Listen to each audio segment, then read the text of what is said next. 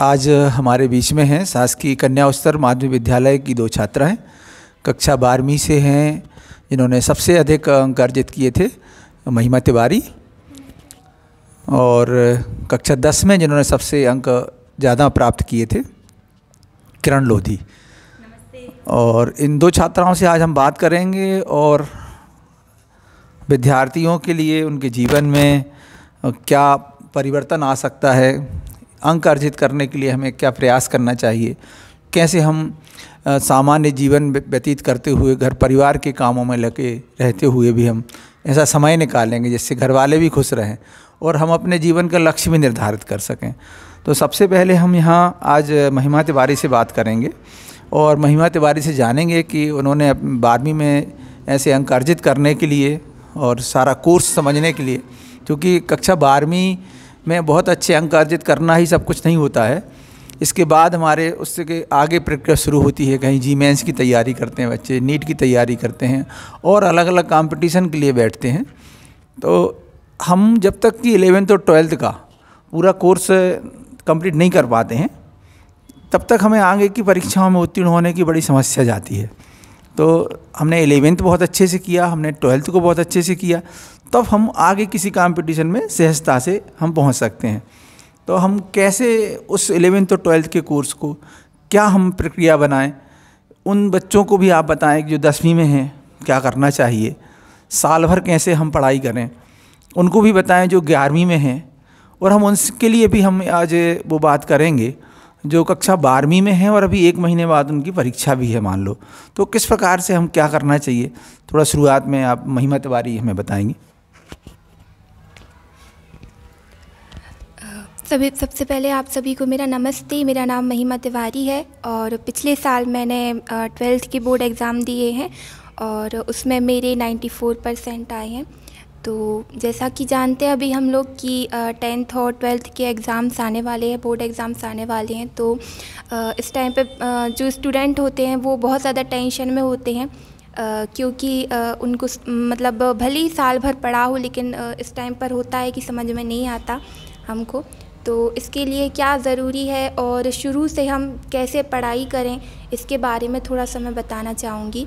सबसे पहले तो मैं ये बोलूँगी कि सबसे ज़्यादा इम्पॉर्टेंट जो चीज़ है वो ये है कि हमें सबसे पहले नोट्स बनाने हैं अपने।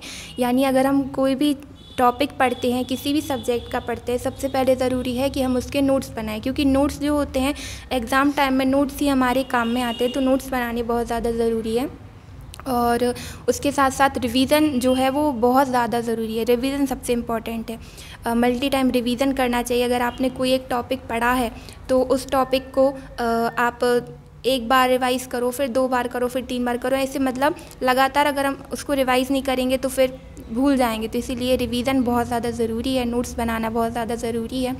और एक इम्पॉर्टेंट जो चीज़ जो ज़्यादातर मतलब पूछी जाती है कि कितने घंटे पढ़ाई करते हैं, तो मैं ये बोलना चाहूँगी कि घंटे के लिए, क्योंकि स्कूल हम आते हैं तो स्कूल आना ज़रूरी है पहली बात तो स्कूल में 5-6 घंटे हो जाते हैं। उसके बाद एक्स्ट्रा हम सेल्फ़ स्टडी करना बहुत ज़्यादा ज़रूरी है। तो सेल्फ़ स्टडी के लिए हम दिन में 5 से 6 घंटे स्कूल के अलावा देना मतलब इम्पॉर्टेंट है। और उसमें भी मैं ये बोलूँगी कि एक दिन में हमको एक ही सब्जेक्ट नहीं पढ़ना है। अगर एक ही दिन में एक सब्जेक्ट पढ़ेंगे तो फिर वो उसमें मतलब बोरियत आ जाती है फिर पढ़ने में। तो इसीलिए एक दिन में 2 से 3 सब्जेक्ट हम करके पढ़ेंगे। और मतलब पढ़ने का कोई एक स्पेसिफ़िक टाइम नहीं होता कि हमें दिन में पढ़ना है या रात में पढ़ना है। वैसे तो अगर पढ़ना चाहें तो हम दिन में पढ़ें तो वो ज़्यादा अच्छा रहता है, मतलब सुबह उठ के पढ़ें तो ज़्यादा अच्छा रहता है। लेकिन अगर किसी की आदत है कि उसे रात में पढ़ने की आदत है तो रात में भी पढ़ सकते हैं, दिन में भी पढ़ सकते हैं। ये अपनी चॉइस पर डिपेंड करता है कि आपको कब पढ़ने में मन लगता है। बहुत सारे बच्चों को एक शिकायत रहती है कि हमें रात में नींद नहीं आती है और हम रात में ही पढ़ पाते हैं और दिन में उनकी नींद नहीं खुलती। मगर बात यह है कि सारी प्रक्रिया हमारी, चाहे विद्यालयीन प्रक्रिया हो और चाहे एजुकेशन की प्रक्रिया हो, एग्ज़ाम हो, सारे सब कुछ दिन में ही आयोजित होते हैं, संचालित होते हैं।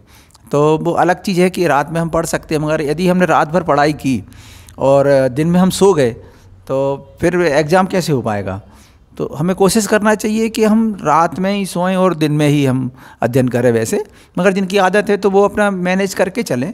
हम आगे के लिए हम किरण लोधी के पास चलेंगे और किरण से जानना चाहेंगे कि हम मोबाइल को कैसे मैनेज करें। आज प्रत्येक हाथ में मोबाइल है और उसका दुरुपयोग ज़्यादा बच्चे करते हैं, तो हम बच्चों को किस प्रकार से क्या बताएं कि वो उसका सदुपयोग कर सकें। किरण लोधी। ये सदुपयोग और दुरुपयोग का सब कुछ हमारी सोच पर निर्भर करता है। अगर हम सोचें कि हम कुछ अच्छा करेंगे तो हम अगर मोबाइल उठाएंगे तो उसमें कुछ अच्छा ढूंढने का प्रयास करेंगे, लेकिन अगर हमारे दिमाग में ही कुछ और चल रहा है तो फिर तो मोबाइल में कुछ कहीं और जाएंगे ही। बहुत बढ़िया कि हमारी सोच पर ही निर्भर है कि जैसे हमारी सोच रहेगी, जैसा हम सोचेंगे, जैसे हमारे विचार निर्मित होंगे और वैसा ही मोबाइल में हम खोजना चाहेंगे। तो अगर हमारे अंदर लक्ष्य निर्धारित है और हम जीवन में कुछ करना चाहते हैं, हम आगे बढ़ना चाहते हैं, अपने पैर पर खड़े होना चाहते हैं, कुछ बताना चाहते हैं समाज के लिए, परिवार का कुछ हित करना चाहते हैं, तो विचार हमारे अलग होंगे और वो विचार हमें गलत की तरफ नहीं जाने देंगे और निश्चित तौर से हमें उस सब्जेक्ट से ही जोड़े रखेंगे। बहुत बढ़िया किरण ने अच्छी बात बताई। और हम महिमा से जानना चाहेंगे कि उत्तर पुस्तिका में बच्चे लिखें कैसे, क्या तरीका होना चाहिए जिससे कि नंबर ना कटें। तो महिमा तिवारी। बोर्ड परीक्षा में मतलब हाँ, सबसे ज़्यादा जो ज़रूरी होता है वो होता है कि हम लिखते कैसे हैं, क्योंकि ऐसा बहुत बार होता है कि हमें आंसर आते हैं अच्छे तरीके से लेकिन हम उनको लिख नहीं पाते और फिर हमें मतलब उतने जितना हम सोच रहे थे उतने नंबर हमें नहीं मिलते। तो लिखना बहुत ज़्यादा ज़रूरी है। तो इसके लिए सबसे पहले तो मैं ये बोलना चाहूँगी कि जब भी एग्ज़ाम हो तब उसके 1 महीने पहले जब आप उसकी मतलब पूरा आपका रिवीजन हो चुका है तो उसके बाद आपको खुद से मतलब एग्ज़ाम जो पिछली ईयर के क्वेश्चन है ना उनको सॉल्व करना है। उनको आप मतलब समय दीजिए, आप 2 घंटे बैठिए, 3 घंटे बैठिए और उसके बाद उनको लिख के देखिए। ये देखिए कि हम टाइम मैनेजमेंट कर पा रहे हैं कि नहीं, क्या हम 3 घंटे में पूरा पेपर कर पा रहे हैं। तो इस तरीके से अगर हम बार बार करके देखेंगे तो हाँ हो जाता है। और लिखने का तरीके में मैं ये बोलना चाहूँगी कि अगर क्वेश्चन छोटा है, अगर मान लो 2 नंबर का कोई सवाल है तो उसको उसमें मतलब कि लिमिट होती है कि आप इतने शब्दों में लिखिए, अगर 4 लाइन 5 लाइन मतलब उससे ज़्यादा नहीं लिखना, क्योंकि अगर हम उन्हीं क्वेश्चन पे अगर अपना ज़्यादा टाइम वेस्ट कर देंगे तो फिर जो बड़े क्वेश्चन है वो हम छूट जाते हैं, वो नहीं कर पाते हैं। तो ये ज़रूरी है कि मतलब एक शब्द सीमा में लिखें, जो उन प्रश्नों की शब्द सीमा होती है।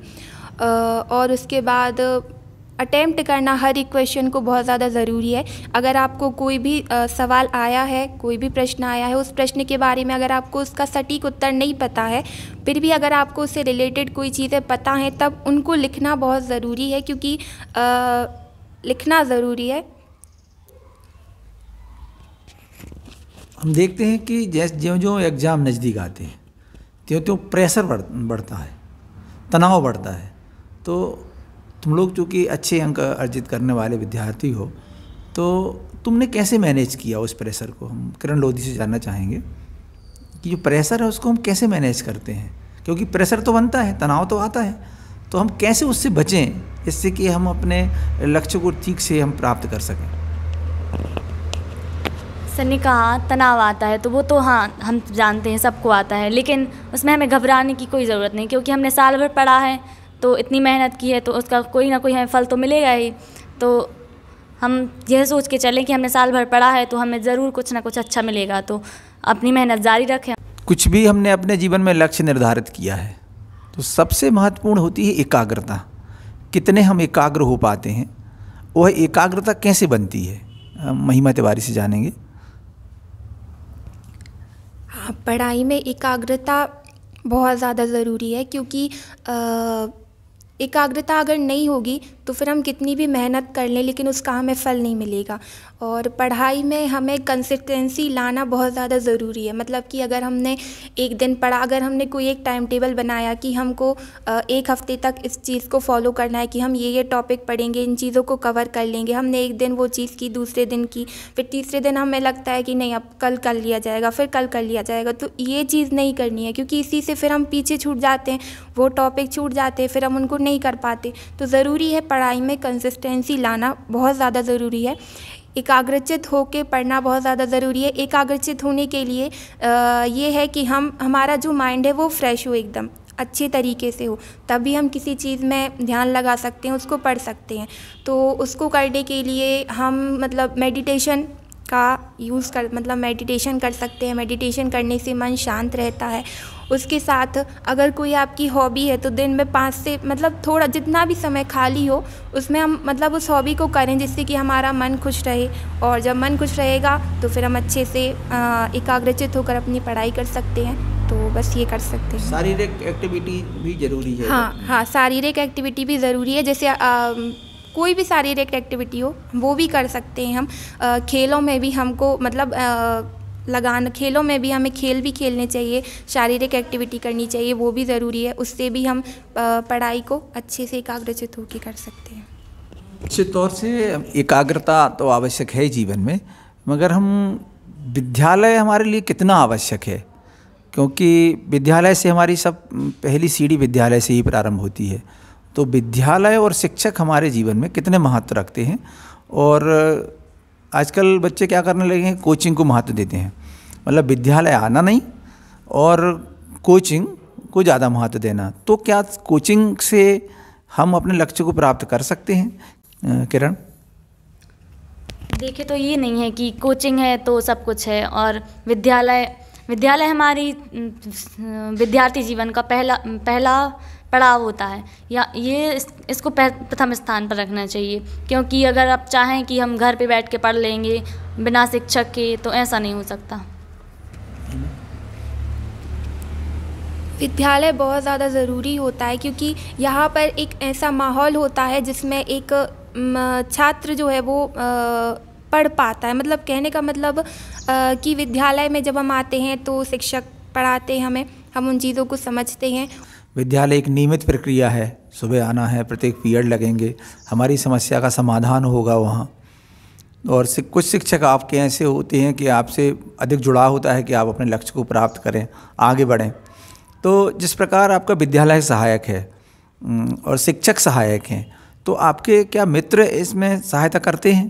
तो वो कितना करते हैं और कैसी मित्रता होनी चाहिए? हाँ, जैसे विद्यालय ज़रूरी है, विद्यालय आना ज़रूरी है। यहाँ पर हमें जो भी पढ़ाया जाता है, शिक्षक पढ़ाते हैं, वो हमें पढ़ना ज़रूरी है। इसके साथ साथ मित्र भी बहुत ज़्यादा ज़रूरी होते हैं हमारी विद्यालय की ज़िंदगी में।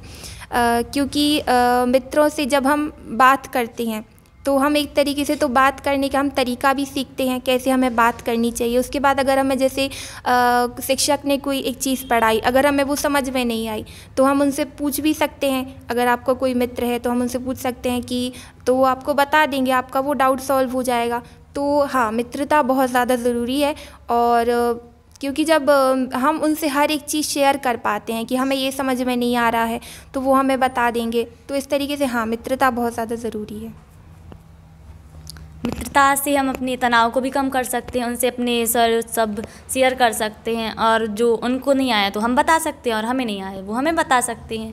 और जो हम दूसरों से नहीं कह सकते वो कह सकते हैं। अंत में हम दोनों ही छात्राओं से जानना चाहेंगे कि आप हमारे विद्यार्थियों के लिए क्या संदेश देना चाहेंगे?